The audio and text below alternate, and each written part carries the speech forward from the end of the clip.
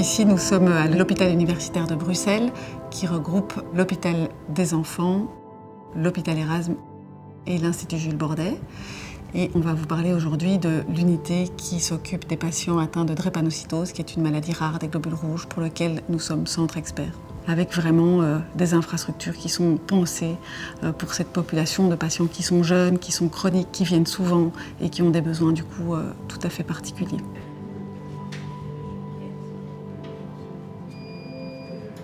La drépanocytose, c'est une maladie génétique qui est une maladie de l'hémoglobine et donc des globules rouges. Elle a deux grandes conséquences sur ces globules rouges, c'est que ces globules rouges sont peu déformables. Normalement, les globules rouges, ça passe dans des petits vaisseaux. Donc là, ils sont peu déformables, donc ils viennent boucher les vaisseaux un peu partout dans le corps. Et ces globules rouges, malgré qu'ils soient rigides, ils sont aussi très fragiles et donc ils explosent dans la circulation sanguine. Et donc ils libèrent dans la circulation toute une série de substances qui normalement restent cachées à l'intérieur des globules rouges et qui sont toxiques quand elles sont libérées. Donc ça a comme conséquence que l'ensemble des organes, littéralement, de la tête aux pieds, peuvent être affectés par des complications.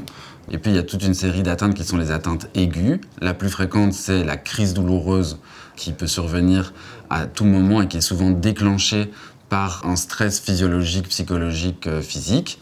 Et donc, on essaye aussi d'avoir un accompagnement des patients qui tient compte des réalités somatiques, médicales, mais aussi psychosociales. C'est des patients qui ont un vécu par rapport à la maladie, qui ont un vécu par rapport à leur vie en Belgique, qui ont souvent été stigmatisés, soit dans leur jeunesse, parfois au sein de la famille même, stigmatisés aussi par d'autres équipes médicales. Ils nous reviennent régulièrement avec des expériences, des vécus, lors d'autres hospitalisations, que ce soit ici en Belgique ou ailleurs, où parfois on peut considérer que c'est une sorte de maltraitance qu'ils ont vécue. Avec une douleur qui n'est pas reconnue, avec une spécificité de la maladie qui n'est pas reconnue par d'autres soignants. La priorité pour nous, que le patient soit bien et qu'il soit soulagé et qu'il soit en confiance par rapport à sa douleur et par rapport à autre chose. Mais je pense qu'on a une équipe qui est très soudée et qu'on a tous les mêmes objectifs, que ces patients-là soient satisfaits des soins qu'on leur apporte. Une des phrases qui m'a vraiment touchée à un moment, c'était une patiente qui n'était pas bien, elle était douloureuse, elle ne se sentait pas bien du tout. Et puis quand elle m'a vue, elle me dit « J'ai mal, mais maintenant que je te vois, même si j'ai mal, je me sens mieux ». Et ça, c'est vraiment quelque chose qui m'a touchée et ça me donne encore plus envie de faire mon travail. On centralise le soin spécifique dans notre unité globale, où tous les acteurs forment un accompagnement du soin au sens anglophone du care, hein, de prendre soin des gens. Et c'est pas construit avec le patient, tout le monde autour, c'est un vrai ensemble où on communique et on interagit ensemble pour le patient, mais avec le patient. La transition est toujours un moment clé dans le parcours des patients qui quittent la partie pédiatrique pour aller vers la partie adulte. C'est difficile pour les patients, mais c'est difficile pour les équipes soignantes également. Et donc, depuis 2 ans maintenant, on a mis en place avec Dr Collard et son équipe à Erasme tout un parcours de prise en charge de cette transition des enfants vers la médecine adulte. Bien que ce soit une période difficile où on sait que beaucoup de patients vont être perdus dans le suivi parce que c'est un moment où ils ont moins envie de venir à l'hôpital, ils ont souvent moins envie de prendre leurs médicaments. Et bien rares sont les patients qui ont été perdus de vue en fait, grâce à tout ce circuit qu'on a réussi à mettre en place. Là, j'ai déjà un certain âge, mais c'est la première maladie où en fait j'ai pu assister au fait que les séminaires qui étaient organisés à la fois pour le personnel de santé, mais aussi pour les patients. Comment ça va ce matin d'abord? Ils ont une maladie peu connue, dont on ne reconnaît pas forcément les conséquences et les signes. Parce que la drépanocytose, ça ne se voit pas, hein. Il n'y a pas de signes physiques évidents de la drépanocytose. C'est des patients qui sont essentiellement afrodescendants de par l'histoire génétique de la mutation de l'hémoglobine. Ils souffrent de la méconnaissance de leur maladie. Ils souffrent des a priori de la société et du système de soins sur l'ethnie, en tout cas comment on les perçoit. Donc c'est des personnes dites racisées. Et donc ça, il y a plein d'études qui sont sur le coup. À douleur déclarée égale, quand on est blanc, on reçoit plus d'antidouleurs que quand on est noir. Donc quand on est un homme noir, jeune, en bonne santé, qui n'a pas l'air d'avoir mal, qui vient aux urgences en disant « j'ai très très mal, j'ai besoin de morphine », le réflexe, c'est un toxico qui vient prendre sa dose. Donc M. Salim-Essa, il est drépanocytaire, il est sous échange transfusionnel chronique, il est musicien, il est sympa. Oui. Oui, c'est vrai. On essaye toujours de se mettre un peu à leur place, de les accompagner dans la globalité et de voir pas que la maladie, mais de voir tout ce qui va avec, tout ce qui peut influencer, si je peux dire, la pathologie. Et effectivement, quand on soigne les patients drépanocytaires, on ne soigne pas que la pathologie et pas que la douleur. Voilà, il y a tout le contexte psychosocial également.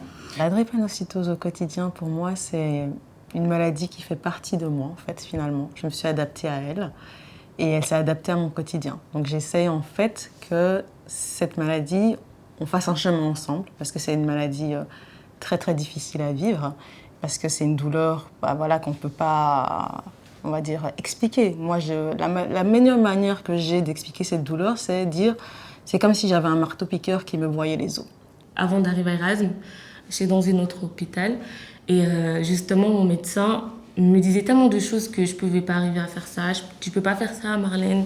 Tu n'as pas beaucoup de temps, ça ne sert à rien de faire des études parce que ton temps de vie n'est pas autant élevé. En fait, j'étais complètement cachée. Je n'étais pas moi, si je peux dire ça comme ça. Et c'est vrai qu'en venant ici, j'ai appris à en parler.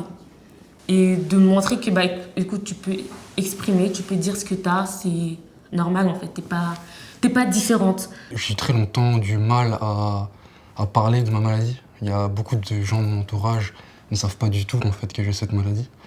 J'ai eu un AVC il y a 2 ans maintenant et ils ne savaient pas, c'était compliqué un peu de charger de tout ça. J'ai la drépanocytose, j'ai eu un AVC, etc. Donc c'est compliqué de prendre tout ça en compte.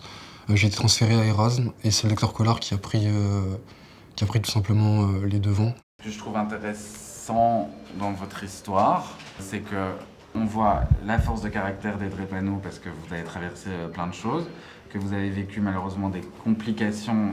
Ça ne sert à rien de dire qu'il n'y en a pas et que tout va bien parce que c'est vrai que vous avez eu des complications très graves de chirurgie. J'ai rencontré le docteur Collard.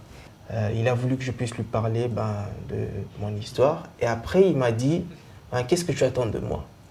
Et c'est là que je lui ai dit que moi, je veux marcher. Je veux marcher sans mes béquilles. Je vais lâcher mes béquilles, je vais recommencer à marcher. Je vais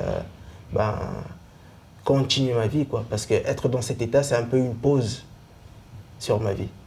Il y a certaines choses que je ne peux pas faire. Je suis limité dans beaucoup de choses. Et après, il a dit, OK, je vais faire de tout mon possible pour que ça puisse, je puisse réaliser ton souhait. Les patients, de manière générale, c'est pas une prise de sang, un organe qui fonctionne plus ou moins bien, un résultat d'image. C'est un être humain, sensible, avec son histoire, son bagage, sa relation aux soins, sa relation à la maladie, sa relation au traitement, sa relation aux soignants, à son entourage. Dans une maladie qui a autant d'impact et qui a autant participé à leur construction personnelle. Ils sont malades, il ne faut pas oublier que c'est une maladie qui commence dès l'âge de 3 mois de vie. Et donc depuis qu'ils ont 3 mois de vie, cette maladie, elle est là tous les jours. Et donc tout ça joue et tout ça doit être pris en compte pour pouvoir accompagner correctement le patient. J'ai beaucoup de chance d'être dans ces conditions où finalement je peux avoir accès aux soins de santé parce que l'espérance de vie dans les pays d'où je viens, si la plupart meurent avant l'âge de 6 ans, on nous dit souvent vous n'allez pas vivre longtemps, vous aurez des déformations, vous aurez ci, ça. Et il y a toujours ce spectre de c'est horrible, vous allez vivre ça, mais moi je préfère être reconnaissante et me dire I get it, j'ai trouvé un hôpital où je me sens bien et pour rien au monde je changerais. Je me pose pas trop de questions, j'essaye de pas m'attarder sur des petits détails, je suis quelqu'un comme tout le monde. La maladie n'est pas une limite. amusez-vous, profitez de la vie et faites ce que vous aimez, faites ce que vous avez envie de faire et ce sera plus simple pour vous aussi. Il faut que tu puisses faire quelque chose de ta vie pour que tu puisses inspirer ceux qui sont derrière toi. Chaque drépano est unique. Ils connaissent très bien leur maladie, ils connaissent très bien l'hôpital, les soins, ils savent ce que c'est du bon soin, du mauvais soin. Et donc quand on voit l'augmentation du nombre de patients, que ces patients restent, qu'ils ne sont pas perdus de vue, c'est là qu'on se dit qu'on a réussi à leur proposer un soin qui leur parle et qui les aide et que c'est pour ça qu'ils restent et c'est ça qui est motivant. C'est encore une maladie taboue dans beaucoup de familles africaines, malheureusement. C'est quelque chose qui ne se dit pas, c'est une tare. Et donc moi, je préfère toujours lancer des messages. Voilà, il y a un hôpital où vous pouvez être pris en charge. Vous ne serez pas stigmatisé, vous ne serez pas abandonné, vous serez pris en charge du début jusqu'à la fin. Et rien que ça, je trouve que c'est merveilleux, vraiment. Et oui, je ne peux pas être plus reconnaissante d'avoir enfin aussi une équipe qui est formée pour la drépanocytose. Parce que ça aussi, c'est ce qui manquait, en tout cas je trouve, dans le monde médical actuel. Il y a plein de moyens d'innover pour les maladies et une des choses pour lesquelles on peut progresser, c'est aussi d'avoir des lieux, ce qu'on appelle des environnements soignants. Et donc avoir une unité dédiée pour les patients drépanocytaires, c'est très important.